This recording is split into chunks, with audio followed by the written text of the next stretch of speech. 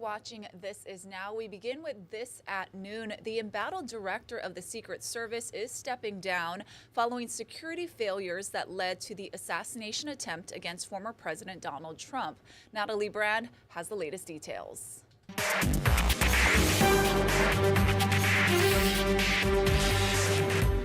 Facing pressure from lawmakers on both sides of the aisle, Secret Service Director Kimberly Cheadle resigned her position. In a letter, she said the scrutiny over the last week has been intense and will continue to remain as our operational tempo increases. As your director, I take full responsibility for the security lapse. I'm glad she did the right thing. Look, our reaction, the immediate reaction to her resignation is that it is overdue. She should have done this at least a week ago. Cheadle's departure comes one day after a heated hearing focused on the attempted assassination of former President Donald Trump. The shooting at his Pennsylvania rally killed retired firefighter Corey Comparatori. I'm not going to get into specifics of that day. Lawmakers hammered her over how the gunman made it onto a roof 500 feet from the former president, and why Trump was allowed to take the stage when agents had been told up to 5 times about a suspicious person. The lack of answers and the lack of report is just simply not something that we can accept here. Charles Marino is a former special agent for the Secret Service. I think now it's time to move on from the individual, which was becoming a distraction, and focus longer term on the agency and make sure they come out on the backside of all of these investigations and reviews much stronger. House Oversight Chair James Comer, in a statement, called Cheadle's resignation a step toward accountability, but said he expects a full review of how the security failures happened. Natalie Brand, CBS News, Washington.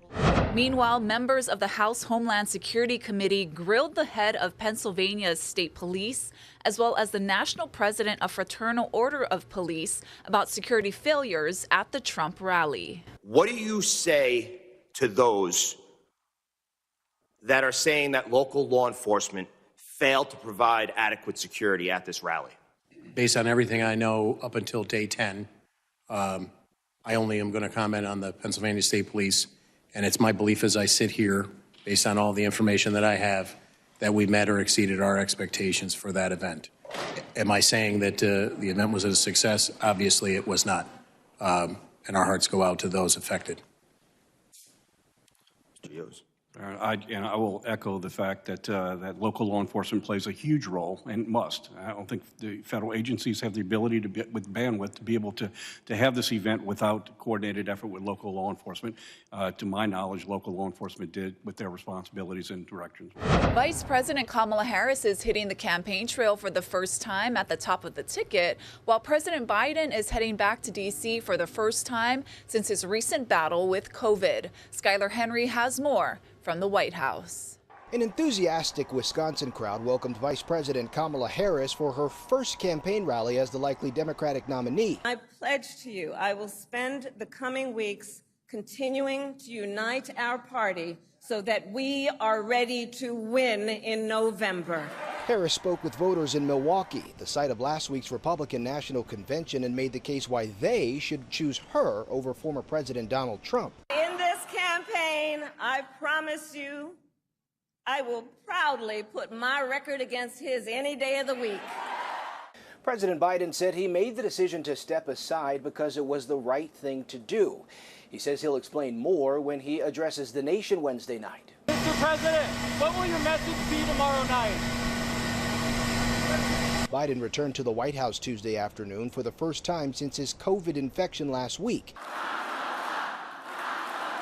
Democrats at what has become Harris's largest campaign event to date are reflecting on the change. Seeing Biden step down from the top of the ticket, I felt so hopeless. And I woke up the next morning and was like, this is something I can do to put real action to power. And I gave my first campaign donation to Vice President Harris's campaign. Nearly 40% of Democrats surveyed in a new CBS News poll say they're now more motivated to vote in November. Why is that important? Because Democrats have lagged Republicans so far in saying that they're going to turn out, and turnout could be the determining factor in November. 83% of Democrats surveyed say Biden made the right choice in stepping aside as the nominee. Skyler Henry, CBS News, the White House. Hawaii voters expect to receive your ballot in the mail today for the 2024 primary election. A few reminders. If you notice a mistake on your ballot, don't try to correct it, just request a replacement. The directions to do this are on the ballot, and make sure you sign your ballot, otherwise it won't be accepted.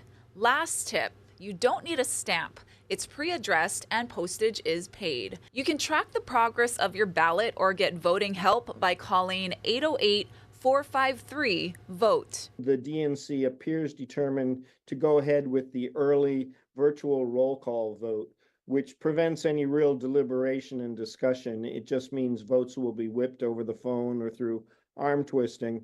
You know, I'm going to get a feel kind of as we meet within the next couple of weeks what our delegation wants to do, whether the majority of the Biden delegates who are nominated at our convention based on the primary results are willing and would like to throw their support behind Vice President Harris. Hawaii will send 31 delegates to the Democratic National Convention next month in Chicago. After caucuses in March, 15 were committed to Biden and 7 were uncommitted. Now they are all free to vote for any candidate. On Hawaii Island, a Kailua Kona man is in custody for a crash that killed a man in North Kona. Police believe 34-year-old Garrett Duran was under the influence when he hit the 38-year-old pedestrian on Queen Ka'ahumanu Highway at around 4 a.m. Sunday. We're told Duran originally ran away from the scene after the crash, but was found by officers not far from the scene. He faces multiple counts, including negligent homicide and manslaughter. The victim's identity has not been announced. This is now the 21st death on Hawaii Island roads this year. That's up from 10 at this point last year. Police have identified the victim and suspect in a murder investigation on Maui. 53-year-old Sione Paletua of Wailuku was found unresponsive with a severe arm injury Saturday morning on Honoapi'ilani Highway in Ka'anapali. Witnesses say they saw a man standing over his body. 46-year-old Seniola Kafua Jr. of Lahaina is now charged with second-degree murder. HPD has reclassified its case against UH football player Stephen McBride. The star receiver was booked for felony abuse of a family member on Saturday. That's been downgraded to 2 counts of a petty misdemeanor. McBride allegedly shoved a woman who was holding a baby. UH officials say he remains suspended from all team activities. H&N investigates HPD's Crime Reduction Unit. Less than a week after crew officers were seen hitting and kicking a suspected car thief, our chief investigative reporter Lynn Kawano says the entire unit is now grounded. There are crime reduction units in all 8 districts. The department says this pause is to review crew operations. Holy, beating this guy down right there. A social media video taken on July 16th on Likelike Highway shows car theft suspect Manuel Kuailani being pulled from a stolen Lexus by several crime reduction unit officers who then hit him and kick him on the ground. The next day, Police Chief Joe Logan defended the actions of his officers to police commissioners, saying Kuailani was resisting. I firmly and believe that he was solidly resisting, trying to stay inside the vehicle and not be brought out of the vehicle where he can be further placed under arrest. 2 days later, after a meeting at the police academy, department leaders paused crew operations. Crime reduction units are made up of plainclothes officers in unmarked vehicles, often to find wanted suspects. Their appearances allow them to blend in with the community. They need to see but not be seen. They're the most familiar with their own districts, so to speak. They know the crime element within their district. A lot of times they know who's involved, so they conduct surveillance, they make arrests, they assist the investigators. Retired Deputy Chief John McCarthy says crew is not like other specialized groups that have minimum requirements to join. Within a single crime reduction unit, the experience between the officers can vary from a whole lot of experience in investigations and plainclothes support to none at all. So there needs to be some kind of continuity. In a statement, the department said the pause is not focused on individual units or officers, but an overall look at crew operations. A spokesperson said the units are vital in addressing the most serious crimes, and no crew personnel will be moved or reassigned. Sources say crew officers will supplement patrol in the meantime. The department did not say how long this review would last. There have been similar pauses in crew operations in years past. I'm Lynn Kawano, Hawaii News Now. The Maui Fire Department says a brush fire that forced mandatory evacuations in Wailuku yesterday had at least 6 different ignition locations. MFD has not yet said if investigators believe this may have been arson or are classifying the case as suspicious. The blaze scorched 4 acres in Pi'ihana and is now fully contained. At the fire's peak, authorities ordered people in 45 homes to evacuate. As we approach the 1-year mark of the Lahaina wildfire, any wildfire triggers anxiety. If the fire had gotten to those poles could have fallen. Maybe what if we didn't even know there was a fire? Because the smoke was blowing that way. And if all of this falls, we can't drive our car out of here. I wouldn't even want to walk out of here. So it was terrifying. Maui County leaders say the communication during this emergency was much better than it was during the Lahaina fire a year ago. Mahealani Richardson has that part of the story. Councilmember Alice Lee of Wailuku says she's pleased with the county's emergency response and quick communication, but she says the Pi'ihana Road area, while not heavily populated, has been a problem area for fires. It's fire season, and many went on high alert during Maui County's mandatory evacuation notices due to the Pi'ihana brush fire in Wailuku. Councilmember Alice Lee represents Wailuku and says since the Lahaina wildfire nearly a year ago, emergency communication is much faster. We were notified immediately and constantly. We have updates constantly, and you can access information either on your phone, on your television, or by calling our emergency center or just about anywhere in the county. No word on what caused this fire, but Lee says the Pi'ihana Road area has dealt with past fires, abandoned vehicle fires, overgrown brush, and homeless encampments. And as a result, you have fires from time to time, small fires. But nowadays, with the wind and the heat, it's just fuel for more fire. The co-director of Hawaii Wildfire Management Organization says the nonprofit's messaging about fire safety was put to use today since one of their employees lives a mile from the fire. Don't wait for the evacuation order. If you see smoke, if you smell smoke when you go outside, just evacuate, leave early, check in with your neighbors, get your family members, and I'll head out, and you can always come back at a later time. Experts say Hawaii is a wildfire-prone state, as seen with last week's fire on Haleakala and the blaze in Kokee, Kauai. Unfortunately, we know wildfires are here. They're not going anywhere. It is our new reality. We just learned from the National Weather Service last week that we're expected. These drought conditions are going to be extended this season. If you own the fuel, you own the fire. Shelly Aina is a wildfire home assessor and says it's important to keep your yard lean, green, and clean. So if you have a lot of rubbish around your house, or if you have a lot of dead vegetation in that 0 to 5 foot zone around your house, and an ember lands in there, there's a good chance it's going to catch fire and your house is in trouble. Now, for more tips on how to protect your home from wildfires, you can go to Hawaii Wildfire Management Organization. We have a link on our website. I'm Mahealani Richardson, Hawaii News Now. Israeli Prime Minister Benjamin Netanyahu's visit to Washington tomorrow comes as he seeks to strengthen his country's relationship with its closest ally. He continues to face mounting pressure to reach a ceasefire deal to end the fighting in Gaza. Raf Sanchez has more from Tel Aviv. Israeli Prime Minister Benjamin Netanyahu is in Washington ahead of Wednesday's highly anticipated but also highly controversial address to a joint session of Congress.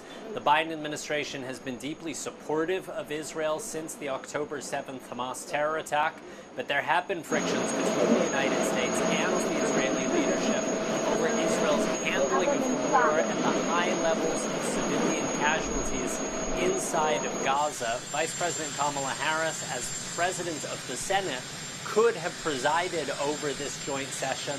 She is not going to be doing so. She is at a campaign event. But Prime Minister Netanyahu is expected to meet both President Biden and the Vice President at some point later on this week. Now, the Israeli leader has been meeting with the families of Israeli hostages while in Washington. He says that conditions are ripening for a hostage deal that would also lead to a ceasefire in Gaza. But for the families of these hostages, who remember have been held for nearly 300 days, there is deep frustration that the Prime Minister does not appear to be showing enough of a sense of urgency. Earlier, the Israeli government announced that 2 hostages being held in Gaza have now been confirmed dead, and the families deeply worried that with every passing day, more and more of these hostages are at risk of losing their lives. The families of Hirsch Goldberg Poland, one of the Americans being held in Gaza, have said that if the Prime Minister does not announce a hostage deal during this high-profile address, then this speech and this trip to Washington will be a failure. Raf Sanchez, NBC News, Tel Aviv. Delta passengers in several major U.S. cities are still struggling to reach their destinations days after last week's global tech outage. As Laura Aguirre reports, the feds are now getting involved. They rebooked me for Wednesday. They're telling her Wednesday. Wednesday morning, yeah. Not great news on a Tuesday for these passengers among the hundreds waiting at a number of U.S.-based Delta gates. The airline is still struggling to get flights moving smoothly. We have had our 2 flights canceled and we're on our 3rd one. Several major air carriers suffered technology slowdowns Friday after a faulty software update by the U.S.-based cybersecurity firm CrowdStrike threw many global systems temporarily into chaos. But 5 days later, Delta finds itself still mired in a logistical meltdown. The flight attendant came on and said, "Hey everybody, we can't seem to find the pilots." Now the Department of Transportation is getting involved, announcing Tuesday it's launching an investigation, saying in a statement that Delta must take care of its passengers and honor customer service commitments, adding that the department will leverage the full extent of its enforcement power to ensure Delta passengers' rights are upheld. There should be some kind of compensation for this. And there is. The DOT is urging all air travelers hit with flight disruptions this week or at any time to visit flightrights.gov for complete details on protections like ticket refunds and expense reimbursement. Delta Airlines says it will fully cooperate with the DOT's investigation and will work tirelessly to make things right for its customers. An effort that, like reuniting passengers with their wayward luggage, could take a long time. I'm Laura Aguirre reporting. Now to a live look at Kilauea. The volcano is not erupting, but scientists say the Upper East Rift Zone is experiencing increased earthquake activity and ground deformation, indicating the likely movement of magma in the subsurface. Now, Hawaiian Volcano Observatory has raised the volcano alert level from advisory to watch and the aviation color code from yellow to orange. We're going to have more news after this quick break.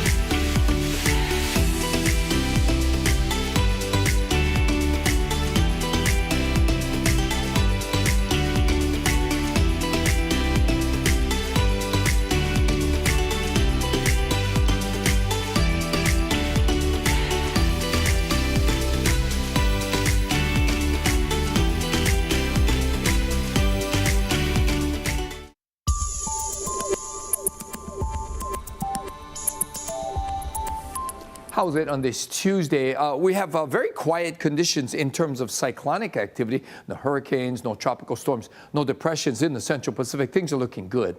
But we are watching this disturbance, and as it moves across the state, we'll see more windward and multiple showers. It's not a big rain producer, but it's definitely going to be wetter and cloudier today than the last couple of days. And slowly, this disturbance will be moving up towards Kauai throughout the day. Now, the winds will be pretty breezy today, getting even stronger by tomorrow. So that means humidity levels will run on the low side. Should be comfortable. Again, we're going to start out with a few clouds, a few showers for those windward areas mainly, especially Maui and Hawaii Island. And then by the afternoon, that disturbance should be clear of us. We're expecting a fair bit of sunshine for leeward areas. Honolulu going to get up to 88 degrees with lots of sunshine. Not a whole lot of surf, though. 2 to 4 on the east side. Still going to be elevated for east shores over the next couple of days. In fact, might even get bigger by tomorrow because those trade winds will continue to push up those wave heights for windward sides. Now, for the next 7 days, the weather's going to be pretty nice. It's going to be windy, though. So for today, cloudy and damp for those windward areas, drier for leeward sides, and those winds picking up tomorrow, and we'll have drier conditions tomorrow. So it's a long run of really beautiful, comfortable, but breezy weather all the way through Saturday. Lighter winds on Sunday. Nearly 1 year since the deadly wildfires in Lahaina, we're joined by Maui Mayor Richard Bisson. His thoughts on where the recovery efforts are right now and what he hopes for the year ahead. Watch Spotlight now, Tuesday at 1 o'clock on K5. A blind Barbie is the newest doll in Mattel's inclusive line of the popular dolls. The toy maker partnered with several charities to create the doll, including the American Foundation of the Blind. The packaging features Braille writing, and she carries a white and red cane. The Barbie also wears sunglasses on her head for additional eye protection. Her sensory-rich outfit features a satiny blouse and a textured ruffle skirt. The new doll also comes with brightly colored hook fasteners to make it simpler to change the Barbie's clothes. You may be thinking it's too soon to celebrate Halloween, right? Well, Reese's doesn't think so. The candy maker is releasing its peanut butter pumpkins for the first time ever in July. Available online only for a limited time from the Hershey's store, the smooth chocolate and creamy peanut butter pumpkins will be delivered right to your doorstep well before October 31st. It'll cost you $24.99 for a 32-ounce bag while supplies last. And rapper Snoop Dogg is gearing up for his Summer Olympics debut. As a torchbearer, Snoop will carry the Olympic flame to its final stop in the town of St. Denis before reaching the Eiffel Tower. Snoop Dogg is also slated to report on the games as part of NBC Universal's Olympic primetime coverage. On the social media platform X, the rapper posted a photo of himself with the caption, quote, "Are you ready? Paris 2024 Olympics, ya dig." The opening ceremony of the games is set for Friday. And the Summer Games are inspiring some seniors in their golden years. Here's Kia Edwards. Eric's beating you just a little bit out in front. A little bit? He's kicking my butt. With the help of a headset, a senior care home transforms into a bike trail. They keep us pretty busy. They really do. Mount Olivet residents like Rick Hines are using virtual reality to experience the 2024 Summer Games. There you go, front stroke. I know I'm in my chair, but my mind is telling me I'm at the Olympics. The system was designed specifically for seniors, and the company behind it, Rendeavor, releases new destinations weekly. Wow. We're not just a facility that does bingo. In Paris, recreational therapist Erica Thompson guides the group to tennis courts, fields, swimming pools. We're not just a facility that throws on a movie. We would like to make sure that our programs have purpose. She says they received Rendeavor in January as part of a state-funded performance improvement plan. Something really cool about this, too, is we have some residents with macular degeneration who are able to be successful with seeing through the VR goggles. Caretakers report these These interactive sessions reduce social isolation and depression. Did you guys know that there's even a small apartment at top of the Eiffel Tower? For Rick, it's a chance to be active. He played several sports growing up and has always enjoyed the Olympics. I hope sometime that it becomes available for everybody. It's that unique an experience. That's Kia Edwards reporting. Thank you for watching. This is Now. Spotlight Now starts at 1 o'clock right here on KHNL.